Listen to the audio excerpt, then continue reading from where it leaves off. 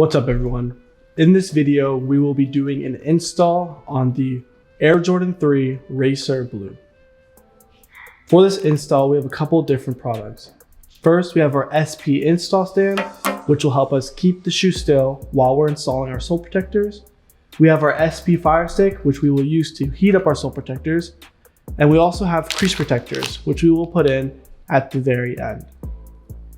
So the first thing we're going to do is take one of our shoes and put them into the install stand. This way the shoe won't move as we're installing it, and it'll make it overall much easier. Each sole protector comes with two different sides, one for the right, one for the left. To make sure we have the right side, I'm going to match it up to the sole. You know you have the correct side when the blue backing is facing towards the shoe. I do not need this side anymore or yet, so I'm going to put it aside. I'm now going to remove the sole protector from the backing. You can discard this because we don't need it anymore. And we're now going to begin the heating up process. To heat up the sole protector, we are going to use our SP Fire Stick.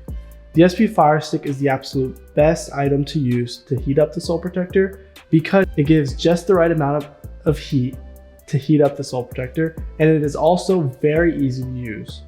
You can get your SP Fire Stick today at www.sole-protector.com.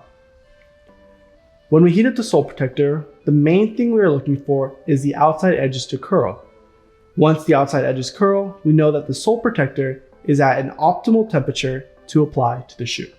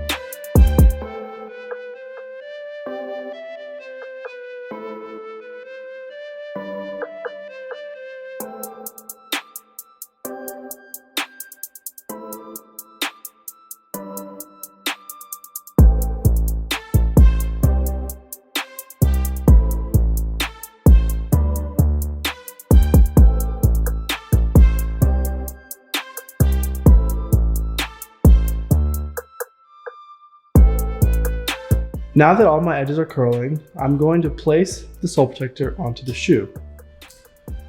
You do not have to get the placement right on the first try, so feel free to adjust as much as you need to.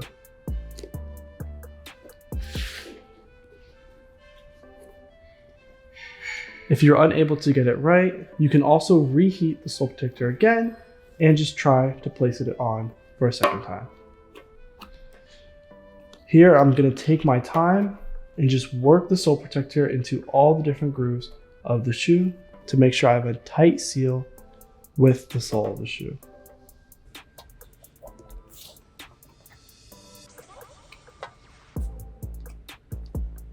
It is really crucial here that you take your time to make sure every portion of the sole protector is flat against the shoe and there's no air bubbles where dirt, dust, sand, or anything can get underneath.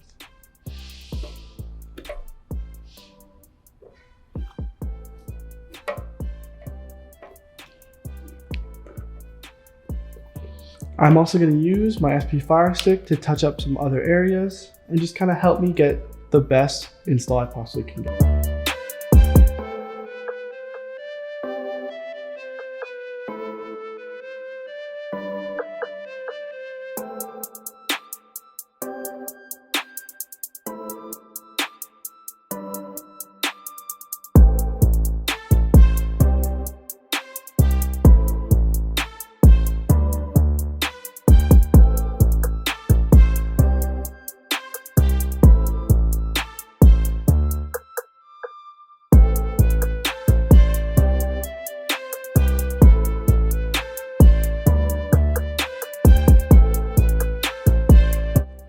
side is now complete.